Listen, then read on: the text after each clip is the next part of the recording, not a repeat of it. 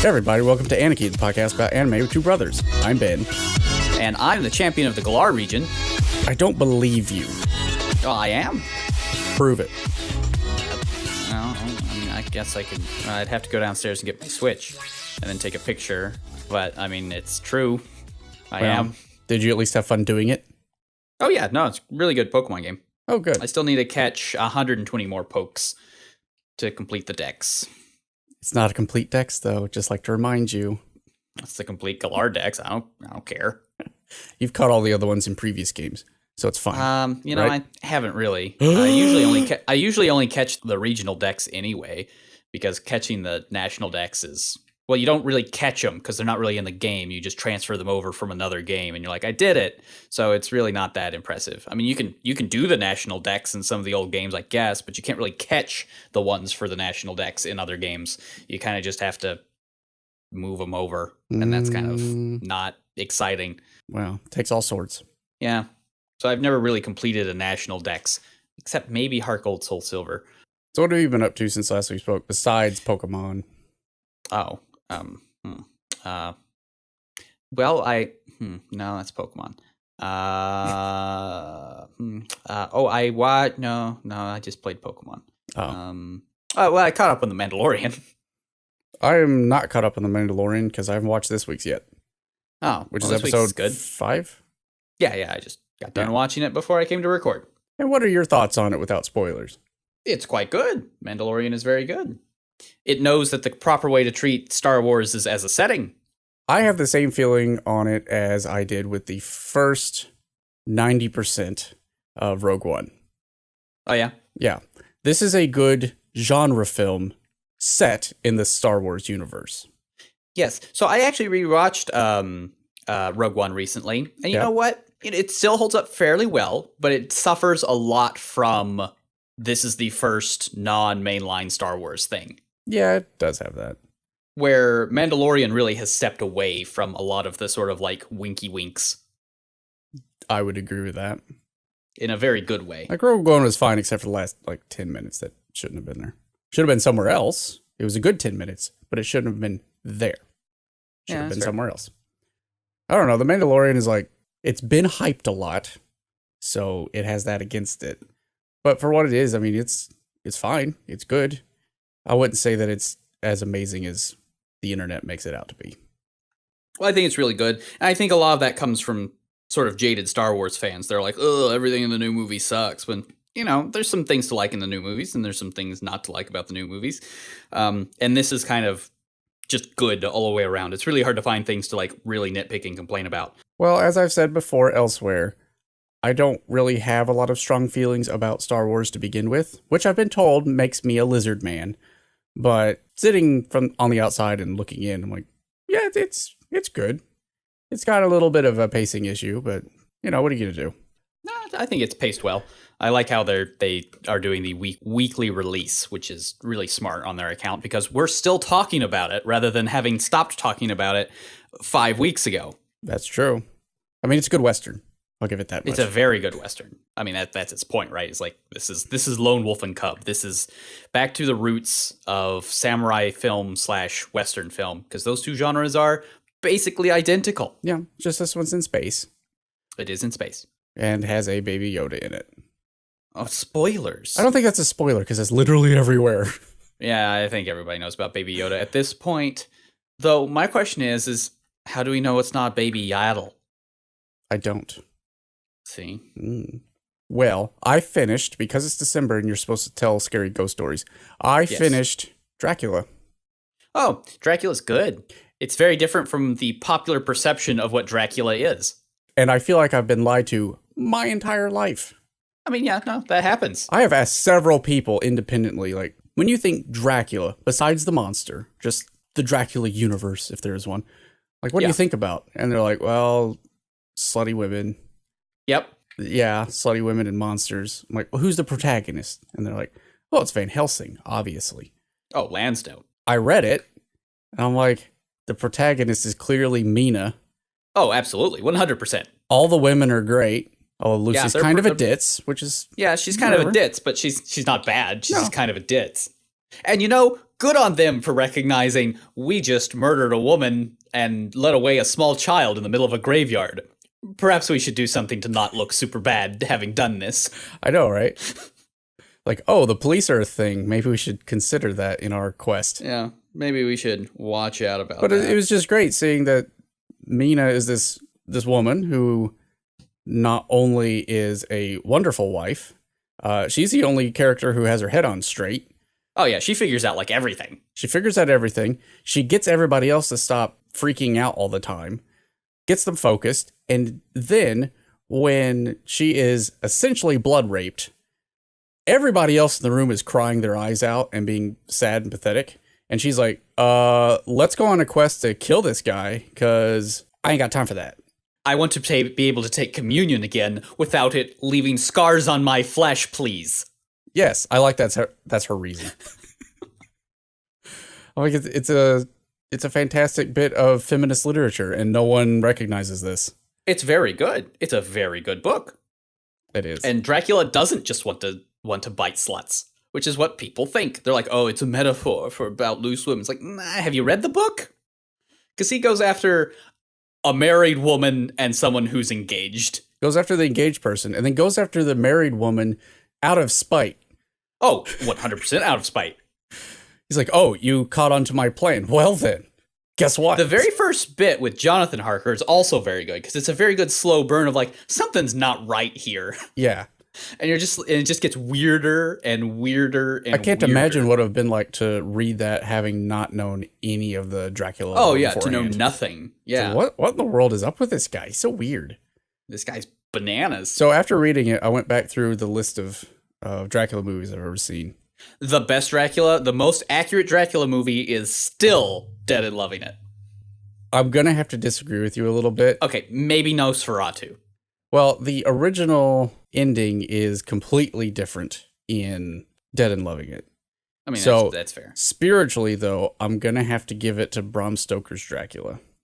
Even though it has Keanu Reeves in it, and even though it did my girl Mina dirty. Yeah, most do. But Gary Oldman, great. He's a great portrayal. Most do Mina dirty, because they're just like, she's a slut. It's like, no. No, she's a good, faithful wife. Yeah, and very smart. And knows her way around a typewriter. Mm-hmm. Oh, I also read a light novel. Oh. In addition to continuing on with Crest of the Stars, although I don't know why I'm doing that to myself. No, fair enough. I read a very highly recommended light novel called Dark Maidens.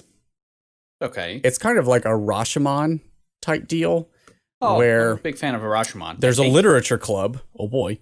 And the president of the club is dead. Oh.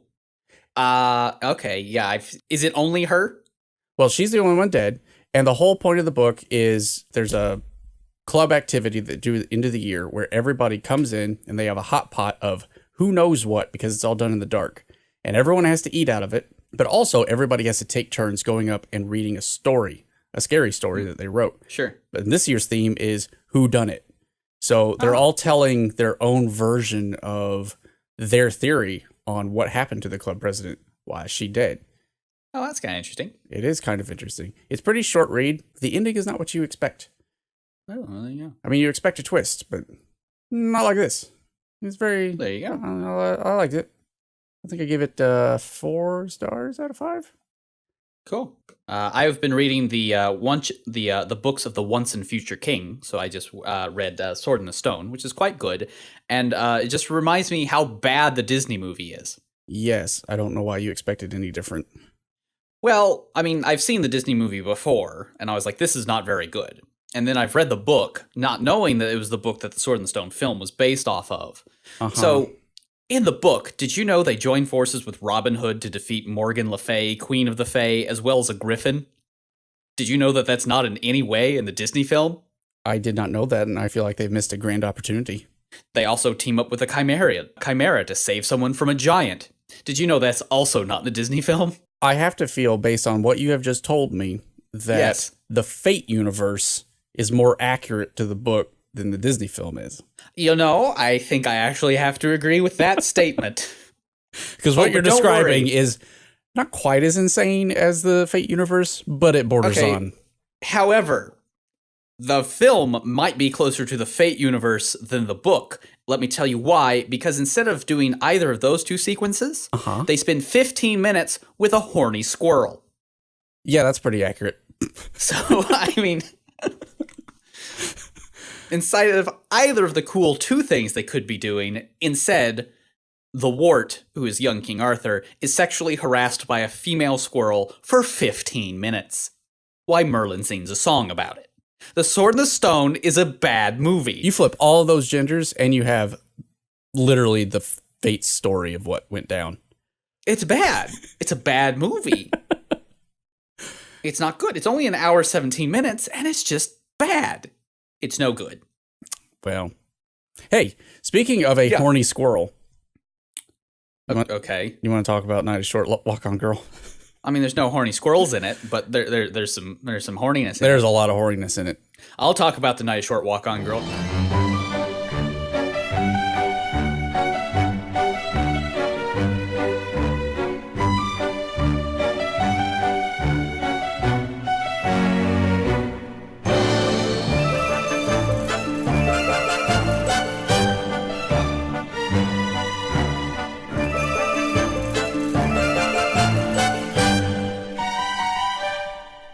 I did not know that this was based on a light novel.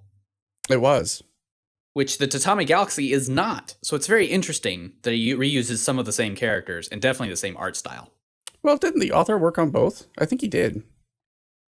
Yeah. The author? I'm not sure the author did. Yeah. Tatami Galaxy, the author or the novel was written in 2004 by the same guy. Oh, was it? Yeah. Published in 2004. The Tatami Galaxy is based on a light novel as well? Yep, same author. It's the same author, same director, same animation team that did Tatami Galaxy. Surprise! I didn't know that one was also based on a light novel. Yeah. Night is Short Walk-On Girl, which we need to have a shorter name for. No, we don't. Came out in 2017 and won... I mean, we could call it Niswag. Niswag? Niswag. I'm not going to fight that one. Okay. Let's talk about Niswag. So Niswag, it won the 41st Ottawa International Animation Festival. Good. And it won the 41st Japan Academy Prize for Animation of the Year. I mean, good. It's really great. Because think of all the good animation that's in the Tatami Galaxy. Now give it a bigger budget. And basically, it just looks like a smoother version of the animation from that. Because the animation in the Tatami Galaxy is already amazing. And this is just a lot smoother, a lot crisper. The drink pouring in the first 10 minutes. Oh, so good. 100% rotoscoped, 100% scandalous, and yet I got chills. Oh, yeah. Like this is what I'm about. I want high budget, many dollars spent on the animation of people pouring rum. I mean, of course. This movie knows what it's about. It does. You want to give us the elevator pitch before we go into spoiler land of what the movie's about? They have a very good night in Kyoto. Yeah, that's about right. A very good night / year? That's a good question. I had, about halfway through the movie, an idea of what the movie really is. Okay. You know how Spirited Away is for children? Arguably. Yeah. This is Spirited Away, but for alcoholics.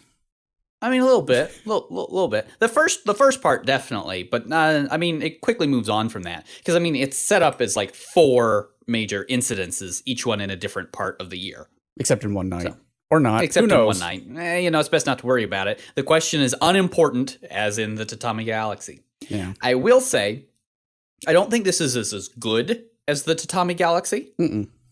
But you know what? It's 2 hours as opposed to 6. Well, it's only an hour and a half. And it's a lot more easily digestible. It is. If you don't want to watch the entire Tatami Galaxy, but you want to get a taste of what it's like, it's this. Yeah, it is. It is. So, I mean, it feels very, very similar. It is indeed a spiritual successor. And spiritual sequel. I think I gave Tatami Galaxy a 10. Yeah. One of very few that I've ever given out. I would give this one a solid 9. Absolutely.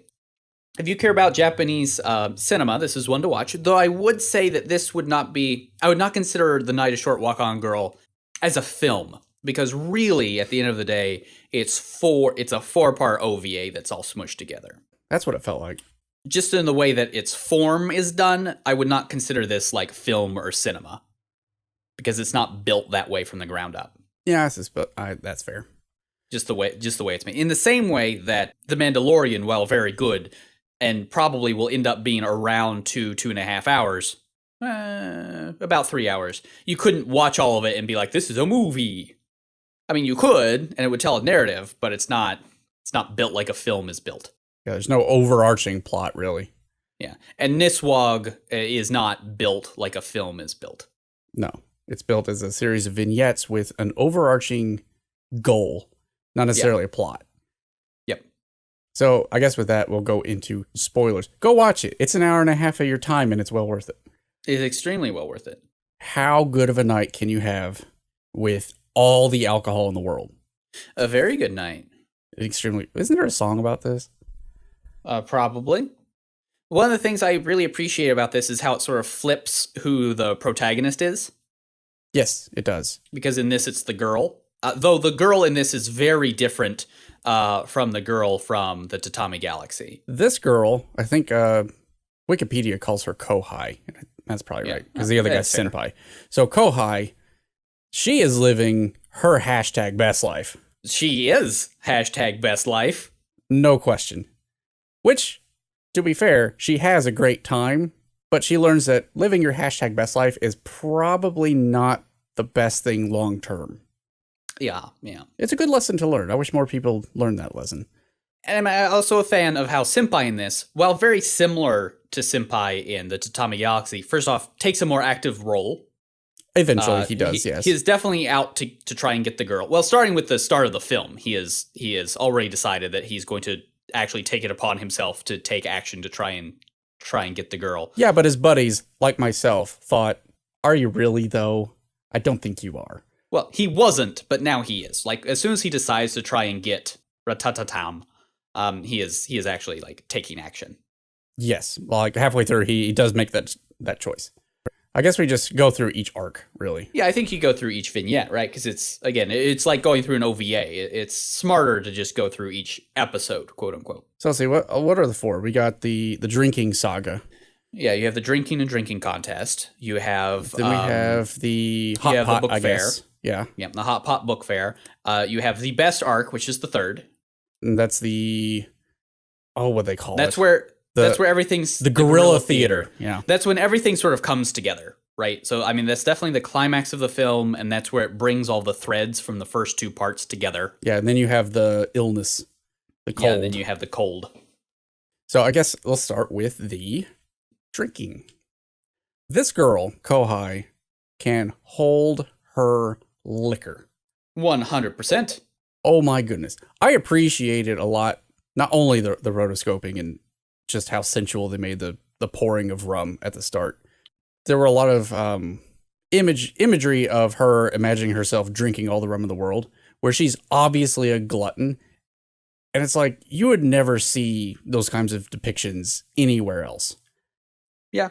Like, they treated her like a human being instead of just the female window dressing, basically. Oh, absolutely. Because again, I mean, she is the protagonist here. She is not the maiden to be won by the protagonist. She is the most active character in it. The thing that struck me most about the drinking thing was there were a lot of symbolic references to time, which come back in the fourth arc. Yeah, they're really good. Her watch goes minute by minute. It's just a normal watch. The dude that she's hanging out with in the bar, his watch, and then Higuchi's watch and Hanaki's watch. Mm-hmm. They go by month, I think. And then when she's hanging out with all the 6-year-olds at the 6-year-old birthday party, all theirs go by years, and they're just flying around. Yeah. No, it's really interesting because it's like perspective on how fast you feel your life is going and how you're living your life. Well, it wasn't just that. It was when she went to see the Rhetoric Society and this party. Every party they crashed, the party goers were discussing like serious matters, or they were having serious parties in their individual bits of life, kind of. Mm-hmm. But Higuchi and gang with Kohai are just swinging on through on this hedonistic journey towards who knows what. They're just going wherever the good times take them. which I thought was very symbolic of her view on life. All right, now do you want to get deep in here? I do. Get under this kotatsu and like really snuggle in deep. As long as you are wearing clean underwear, yes. Well, that's neither here nor there. So I've also read a bunch of books by G.K. Chesterton lately. All right. And we're going deep now. Yeah, we are. In his book Heretics, yes, he discusses drinking. Oh boy. All right. And one of the things he says that's very important about drinking alcohol is that you should only do it for pleasure, never out of necessity. Oh. And what he says about this basically is the idea of the pagans. We consider them hedonistic, but they weren't really, because they were drinking out of necessity, because they thought that eat, drink, and be merry, for tomorrow we shall die. So we need to enjoy life as it is now, because tomorrow it will be over. Where the correct way to drink is to drink because you're already having a good time. You are already celebrating. You are already enjoying life, and you're drinking to show that you are enjoying life, which is what the protagonist in this does. And I think that's very interesting, because there's no way that these two things are related, and yet they're very similar philosophies. Well, they're directly related. Because everyone around her, especially the old man that she beats at the drinking contest, he drinks because he thinks he has to, because it's the only way for him to forget, it's the only way for him to feel. Where Kohai doesn't need to drink at all, but is doing it because it's fun. No, I think you're onto something, because the Rhetoric right? Society, why were they drinking? They were drinking because one of their fellows had been dumped, and he's going off to England. So they have to drink for him right now. Everyone except her is drinking because they feel like they have to. Well, Higuchi and Hanuki. Okay, well, yeah. I mean, everything but her party, right? Yeah. The ones that are actually enjoying themselves. And then the 6-year-olds were drinking because they're like, well, our lives are pretty much over. What's the use? Right? Sort of like the old guy. Mm-hmm. It's interesting, right? Because again, like, there's no way that this is influenced by G.K. Chesterton's thought. At least it's highly unlikely. But yet the theme is exactly the same. Well, it just means that he was very in touch with human nature. Well, and this too, right? And it shows that there is some sort of truth, a capital T truth behind this somewhere. That alcohol is amazing when used correctly. Yes, absolutely. So in this thing, we do get that Senpai. We don't really get the impression that he's trying his hardest right away. He still is on his quest of, I just want to be seen. And this time when she sees me, then she'll fall for me, right? But he has the beginnings of a series of unfortunate events. First of all, I don't know why his pants were stolen, but that's neither here nor there, because that kicks off the whole thing. Oh, yeah, I mean, exactly. He was kidnapped and his pants were taken. The end. His pants are taken because the old guy does this so he can blackmail people later. Ah. Right? I'm pretty sure that's what they say. Because it's an off comment. It has to do with Todo, right? I mean, it makes sense. Because they taught, there's a connection there. It has to do with Todo has to sell his illicit collection of prints because of the old guy. He had some gentleman's special interest literature. Mm-hmm. And he is being blackmailed along the same lines. And I think in that discussion, they talk about how he goes around stealing people's pants so that he may blackmail them. Ah, I didn't catch that. But if that's true, then I believe that's where it's coming from. Like the only plot hole in the show has been filled. It's not really. They explain it a little bit, but it's in a bit of a throwaway thing. And it happens before his underpants are stolen. So after that, after the drinking happens and Kohai basically defeats the antagonist of the Ryohaku? first arc. Yeah, Ryohaku. He is kind of a recurring antagonist. I would call him an antagonist, not a villain or anything. He was someone who is meant to be thwarted because he does many things to the bad. He does bad things to the main two characters. She defeats him, and then we move on to our second arc, which is the book fair / hot pot. Yeah, this is where we really take off. So this is kind of a classic Japanese 4-act structure, right? Where we have the setup of the drinking party, and now we're moving into here's what we're actually doing. Mm-hmm. This is a very classic. It's in 4 parts, and it's very much in the Japanese 4-act structure. Yeah, which is where yokomas come from. Yeah, exactly. A lot of people don't know that. I don't remember how exactly it starts. But essentially, she mentions at some point that she really wants to go to the book fair right now. because that's where the thread of fate is taking her. Oh no, I remember. They were sitting by the canal, and she remembers that she likes trains, and she read a book once about trains, so she goes to the book fair to try and find it. And that's how she lives her life. She lives her life like Ratatatam, which is just ever chugging forward. Sort of. I mean, she is following the thread of fate, and I guess a train runs on tracks, but the tracks are pretty deterministic. I don't know if she believes that fate is deterministic in the same way. Oh no, because remember, Ratatam he is if I recall from the very short description of the book, he wants to get off the tracks and he wants to go do his own thing, but he's ever plugging forward. That makes sense then. And that's what she does. She ever plugs forward. Ignoring everything around her, for better or worse, she forges on. So she goes off to the book fair to look for this book. Meanwhile, Senpai has found the new not head librarian, but the head guy who finds all of the books that have not been returned to the library. If you remember from Tatami Galaxy, that dude was a super lech and had built this whole infrastructure of tracking everyone on Kyoto's campus. And that remains the same, though the character is different. Yeah, it's a different dude. But the sketch of the character as a person that exists within the world is the same. So he falls in with this guy because I guess they're sort of friends. I don't know if they're best friends. Library guy gives him a pair of pants because he's lost his. And he also learns that her favorite book is Ratatam.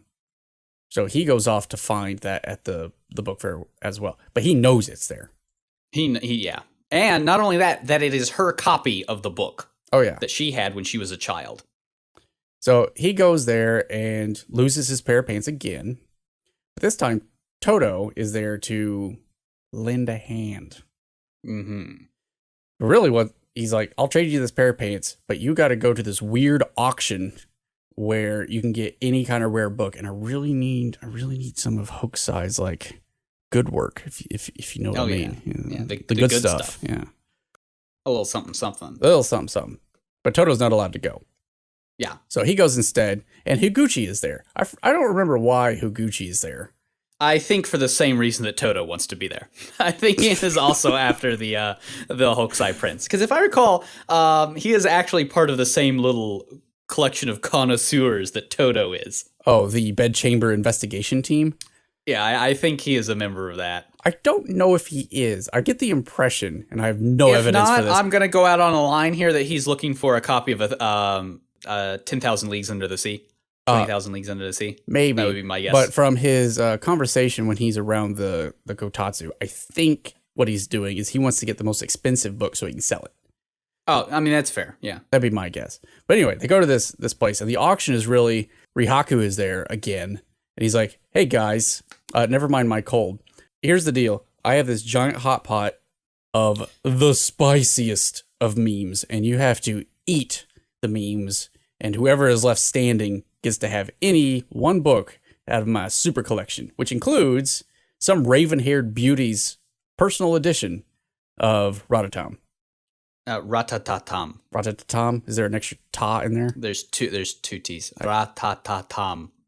That's 3 T's. Well, okay, there's 3 T's. Okay, but I'm counting. Look, I'm counting it as a Japanese syllable count. So there's 2 tas and 1 tom. Okay, very different. So anyway, so he's in. He is all in on basically destroying his GI tract. He does. They eat a lot of meat. There's a lot of meat. A lot of meat and a lot of hallucinations. You know who else is at the book fair? Is it? Oh, I forgot. It's Onion from Steven Universe. Oh, yeah. He is now Onion, isn't he? He's even got the cape. Yeah. He's 100% Onion.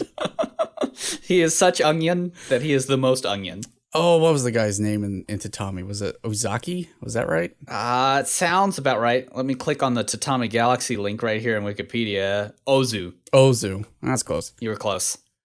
Yeah, it's basically Ozu, except now he's a little kid and the god of book fairs. Yeah, he's the god of book fairs, whose whole job is to make it so book fair used books never go for crazy amounts at auction and are always found by serendipitous means at actual book fairs. By people who actually want them. Mm. Which is telling because when the tent falls down and all the books are spread to people who actually want them, Senpai actually gets to keep his copy of Ratatatam.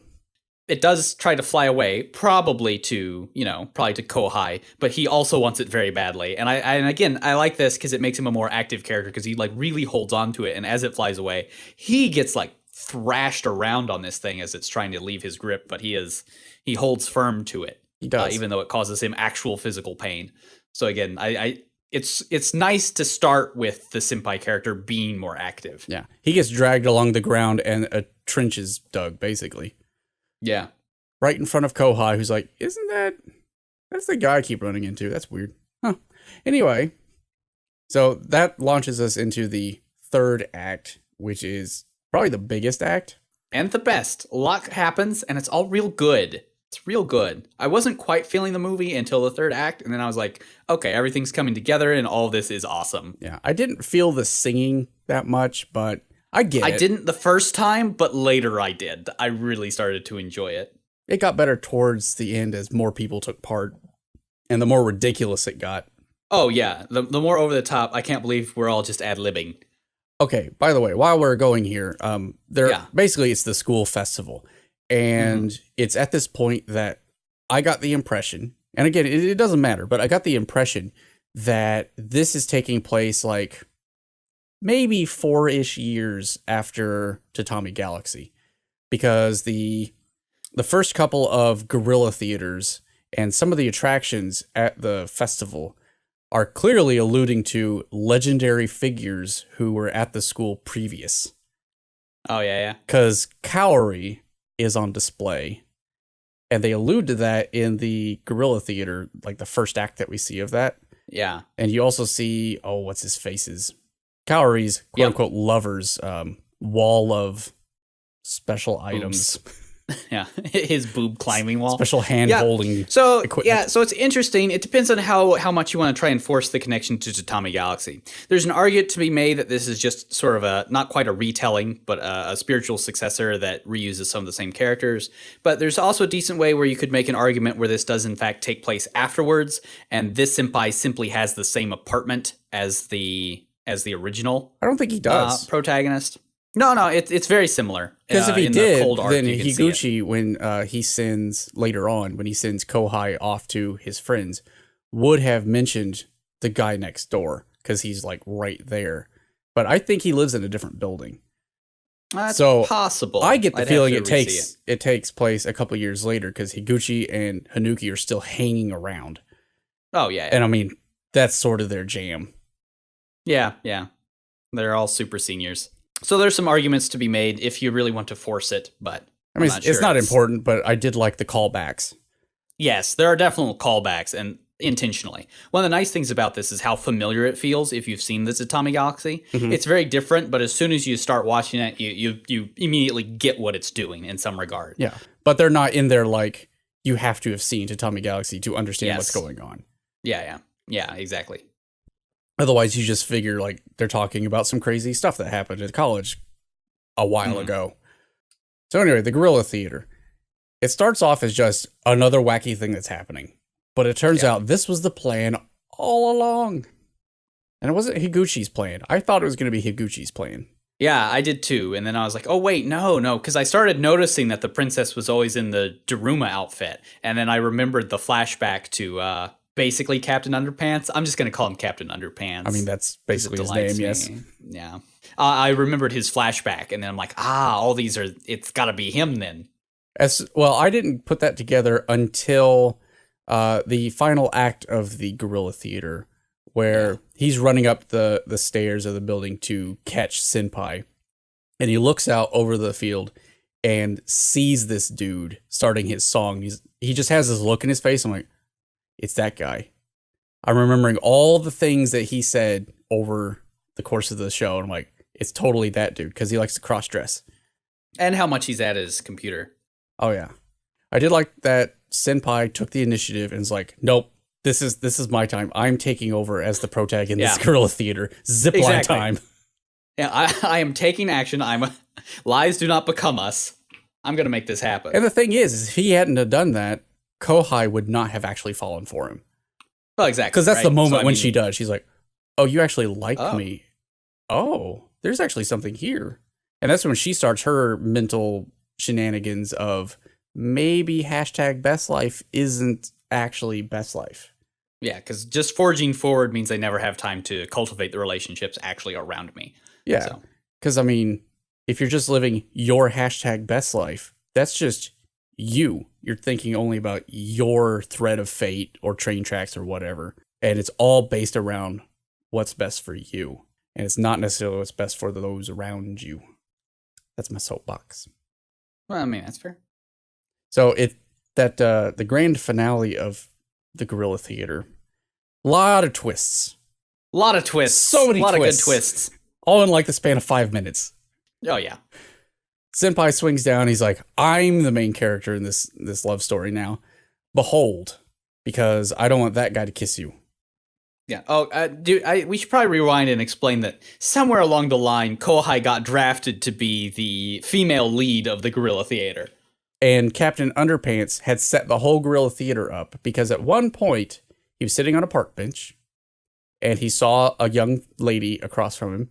And then out of nowhere, some apples fell on their heads. And isn't that a hoot? He falls in love and she wanders away. And he's done this whole thing so he can try and get her to see it so she will come and they can meet again. Yeah, because he has no idea who she is.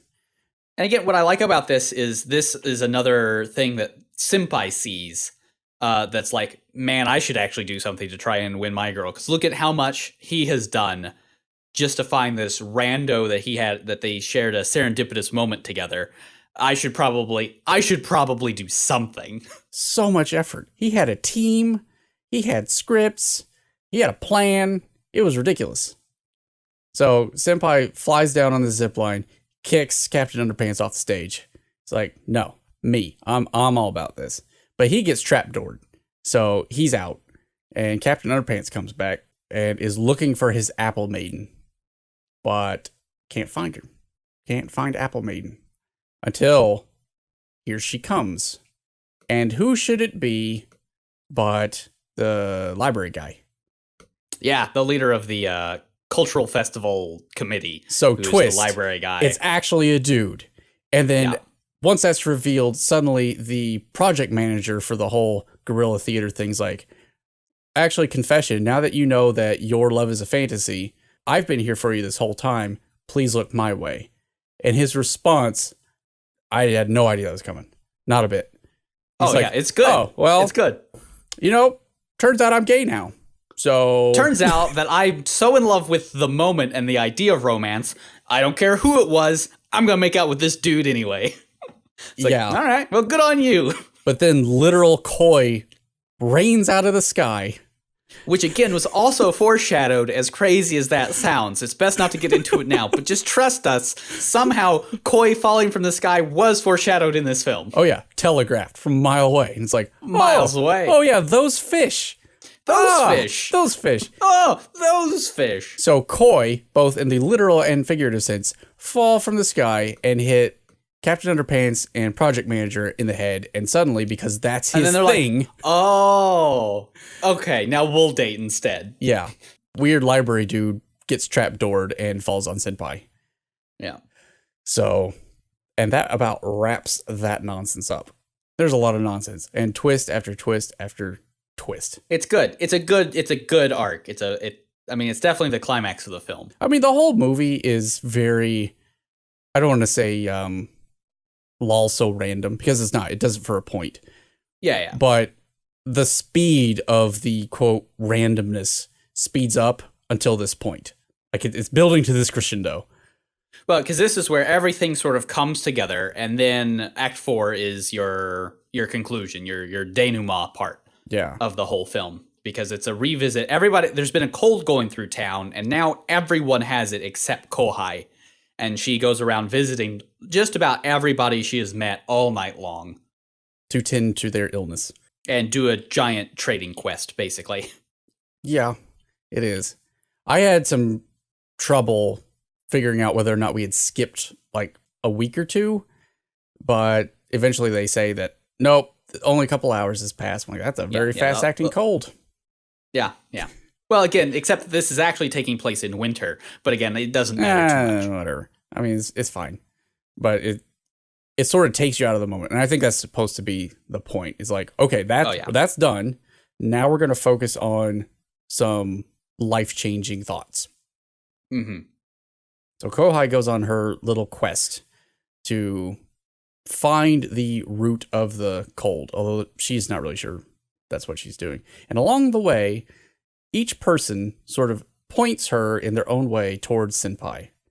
Yep. Just try to take her off her own little track of fate or whatever and be like, maybe if you chose your own path and went towards what you actually want, maybe you'll get somewhere better. Although I did appreciate very much that in this tender scene with her and Ryaku, where he's sort of coming to terms with, life ain't so bad, even though you're old. Yeah. People still like you. You still got human connections to everyone else, even if you hate life and everything. They represent human connection in this tender moment as a bunch of people sneezing on each other. Yeah, yeah. It's like, you're not wrong, but it's really weird. But also, couldn't you have picked a better metaphor? It's like, yeah, but this is the one that fits the scene. It's like, yeah, I mean, I suppose you are correct. But then there's a very odd scene where Senpai gets a notification that she's coming. She's coming over to his house next. The notification doesn't say what she's coming for. Yeah. Other than, she's bringing you some soup because everyone else is cold. Got a cold. And we get a really weird fever dream sequence, which is a little hard to hash out. Yeah, I'm still trying to sauce that one out. I do know that Johnny makes an appearance. Yes, and Johnny is still just as Johnny has ever been. Oh boy, he's got an army now. Yep, he's gonna storm the gates. The only thing I could take away from that is he's basically in that fever dream having a extremely condensed version of the thought process that Protag had into Tatami Galaxy that spanned 1.5 episodes, but he's having it in 5 minutes. Yeah, exactly. It's very similar, where it's just one part of him wants to have the pure romance, one wants to have the pure lust, and eventually he's like, wait, no, real human love is actually a bit of a combination of the two. Well, and there's another side of him that's like, no, we need to just not care at all. Maybe that's the safest option, is just be isolated. I'll go my own way, as some people put it. But he's trying very hard to convince himself to be an incel.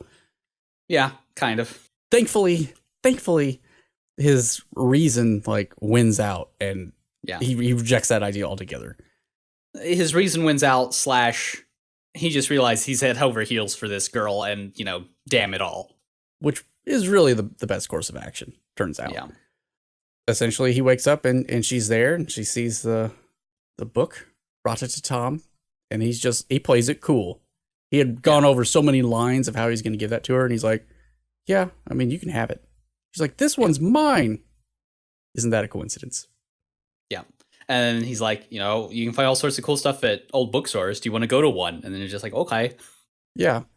It's very natural in a very real way. I like it. It is. And then when they're apparently at some point between then and when they meet up, they decide that they're going to meet at a coffee shop first because now it's a date. And they're thinking about, well, what are we going to do when we see each other? What are we going to do?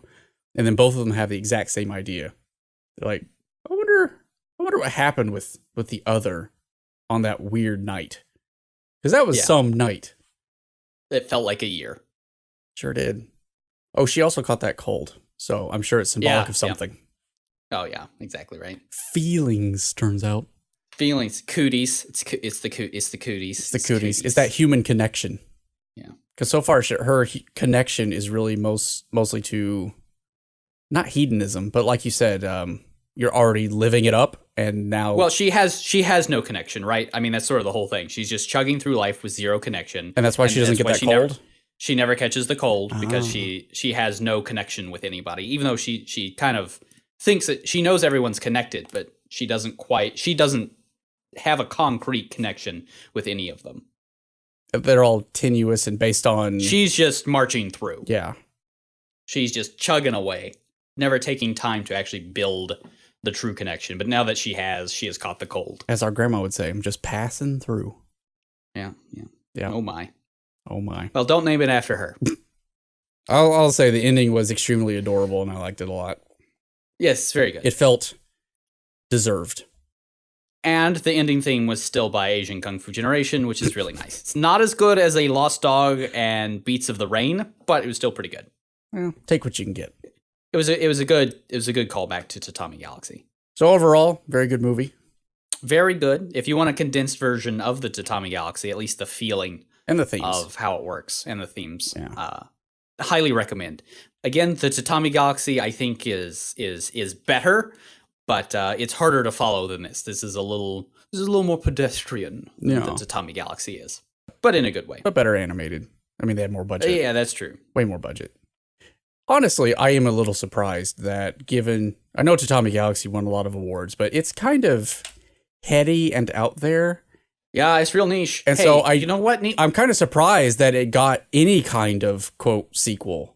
Yeah, you know what should get one? A nice condensed cinematic film. What's that? Kaiba. Yes. Have you attempted any more Kaiba? No. I mean, I told you, man. Look, you were so gung-ho. You were like, I'll do it. I'm good. I'm heady. I am better than these plebes. I can handle Kaiba. And you're like, you know what? Kaiba's just... hubris, man. It's a strong force. Kaiba's tough. I want to like Kaiba. I want to be the person who's like, yeah, Kaiba, man. But dude, Kaiba... I wrote my dissertation on Kaiba. I'll have you know. It means a whole lot to someone. And that's just no one but the creator. If I can defend myself a little bit, last week was Thanksgiving for me. And, I was on vacation. And you didn't want to spend it watching Kaiba? I didn't, turns out. I'm not saying Kaiba's not good. It's beautifully animated. But man, it's out there. Well, I guess with that, we got to figure out what we're going to watch next time. Next week, we're going to be watching Kaiba. Ugh. I ain't got time for that. 12 episodes. I don't think it's 12 episodes. I think it's a full 26, which is just adding insult to injury. I think it is 13. Let me look. Is it? I don't think so. I think it's long for no reason. I'm gonna look it up. No, it is 12 episodes. It's 12 episodes. Okay. It feels like 26. Oh boy, does it! I got exhausted after watching one. What are you talking about? Oh yeah, no, it's. I can't say it's awful, but dude. Oh dear. It's a hard watch. I do like how you Google Kaiba and on Wikipedia and it says, for the Yu-Gi-Oh characters, please see these Kaibas. It's like, I assure you, sir, I do not. I mean the crazy Kaiba. I need something more than Blue Eyes White Dragon. Have you watched Girl That Leapt Through Time? I never have. That's I think it's on Crunchyroll. I'd watch it. Let's do that. Okay. Because it's not sad, I don't think. I don't remember what the ending's like. Let's do that then. Let's watch The Girl Who Leapt Through Time, which I'm sure is on something that I will link in the description. It's on Crunchyroll. Well, there you go. It's on Crunchyroll. All right. Well, see you next time. Bye.